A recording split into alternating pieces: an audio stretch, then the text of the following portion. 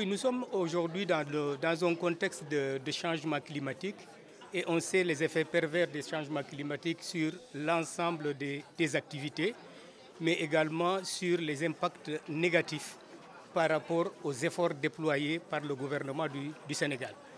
Et à ce titre-là, justement, le gouvernement a mis en place une politique climatique dont la référence est la CDN, la contribution déterminée au niveau national, qui constitue un ensemble d'actions climatiques à mettre en œuvre.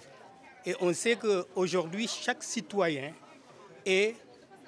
a une contribution substantielle et constitue même la solution des actions climatiques. Donc pour atteindre les objectifs de la contribution déterminée au niveau national qui constitue la référence climatique. Et aujourd'hui, dans le cadre de aujourd'hui, on est dans le lancement de la première édition des innovations et solutions locales. Et on parle de solutions locales.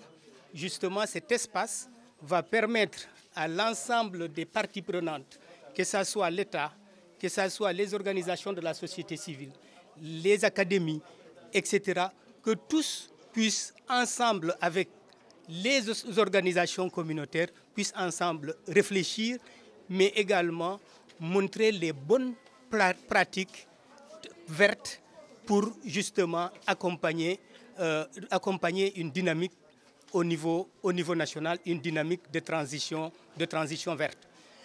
On ne le dira jamais assez.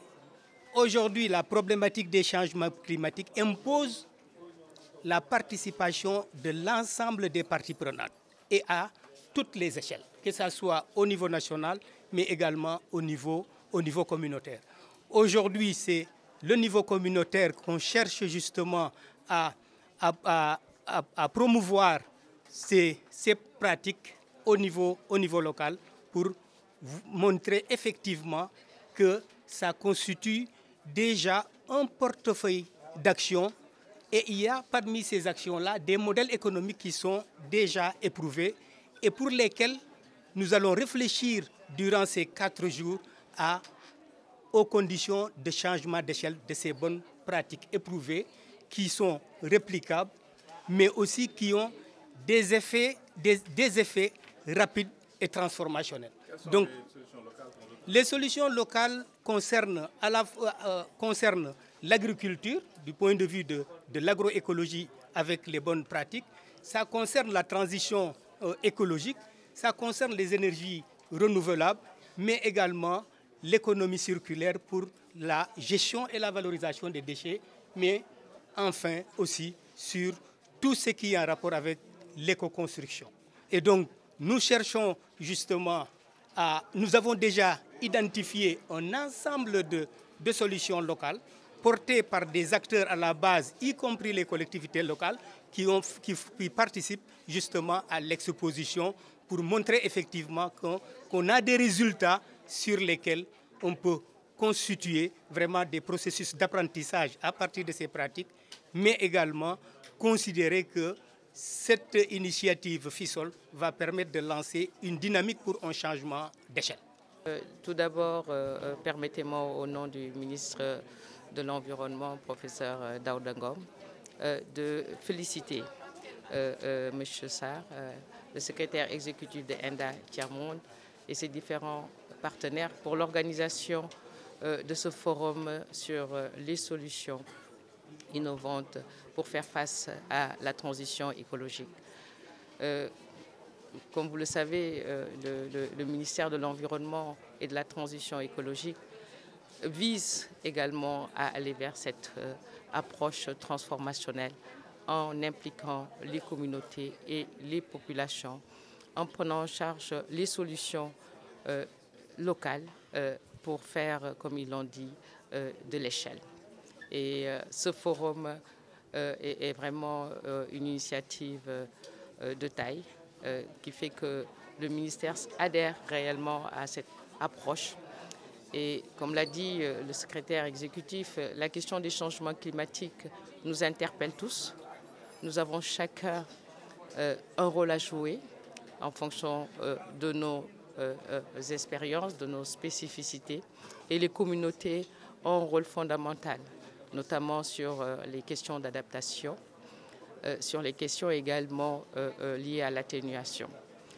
Pour l'adaptation, les questions relatives à l'agriculture et également toute cette transition avec l'agroécologie nécessitent une réelle appropriation des populations et des communautés. Pour l'énergie, nous avons la question de l'énergie biomasse. Comment faire pour mieux réduire la déforestation avec des solutions les plus appropriées pour nos ménages, notamment la pénétration des foyers améliorés, adaptés, avec des projets comme le projet Fonds vert climat que le GIZ est en train de mettre en place. Il y a également tous les projets relatifs au biogaz. On a le programme énergie autour du biogaz.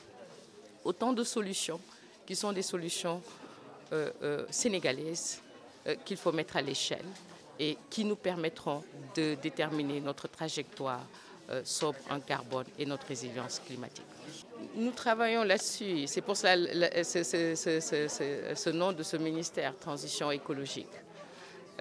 Comment faire, comme vous l'avez dit, rien ne se perd, tout se transforme et tout peut se réutiliser. Nous avons parlé des déchets, la question des déchets organiques avec le compost. Je pense que le gouvernement, à travers la SONAGED, est en train de travailler là-dessus. C'est vraiment voir comment valoriser ces déchets organiques en compost et qui pourrait être une alternative par rapport aux engrais et qui pourrait également nous permettre vraiment de préserver nos terres, donc de lutter contre cette perte de fertilité qu'on connaisse nos terres et aussi nous permettre aussi de travailler sur les questions climatiques pour voir les solutions que le compost peut jouer sur la salinisation des terres. Donc, c'est des exemples. On peut en donner beaucoup. Je pense que le secrétaire exécutif, M. Sarr, en a déjà parlé. Et des essais ont été faits à travers des programmes du Microfem. Et il nous faudra ressortir toutes ces pratiques, bonnes pratiques, et voir comment les mettre à l'échelle.